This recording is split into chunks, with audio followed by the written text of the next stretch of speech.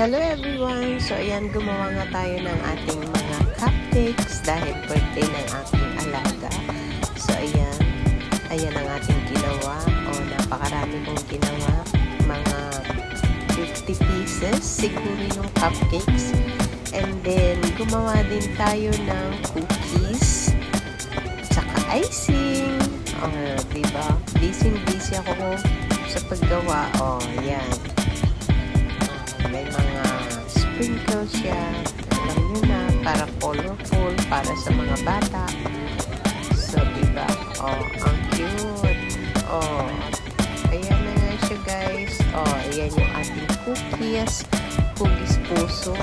Kasi babae yung mag-birthday. And then, yan yung ginawa kong icing. Kulay green. Hindi ko siya mahalong mabuti kasi nga hawak-hawak ko yung phone. Hindi ko mahawakan. Ito naman yung yellow.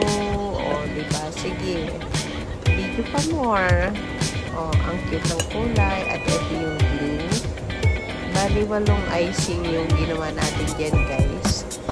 Yan yung blue. Ito naman yung red.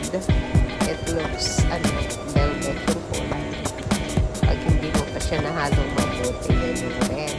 So, ayan na nga. Ayan, nahalo ko na finally. Binitawan ko na yung phone ko at hinalo ko ng tama. Ayan, nahalo na natin, guys, yung ating mga icing. So, ilalagay din yan natin sa plastic para ready na sa paggawa ng mga bata. Diba? 8 yan. 8 kulay yan na icing. Kasi meron yung iba yung icing para sa cookies. Iba rin yung pinta ng icing para sa cupcake. Ayan. At eto na nga yung mga bata. Happy sila dyan.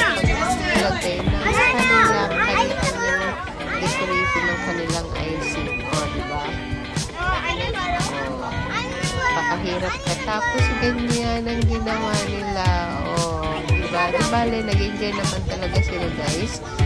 At hindi na nga pala akong gawa ng handa ng aking apo sa susunod pag ako'y may time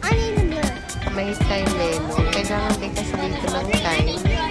Alam nyo na, marami kang gagamitin, maraming hugasin, kaya ayan, yan yung kanilang finished product ng kanilang decoration. For watching, guys, I hope na nag-enjoy kayo sa panonood. Bye!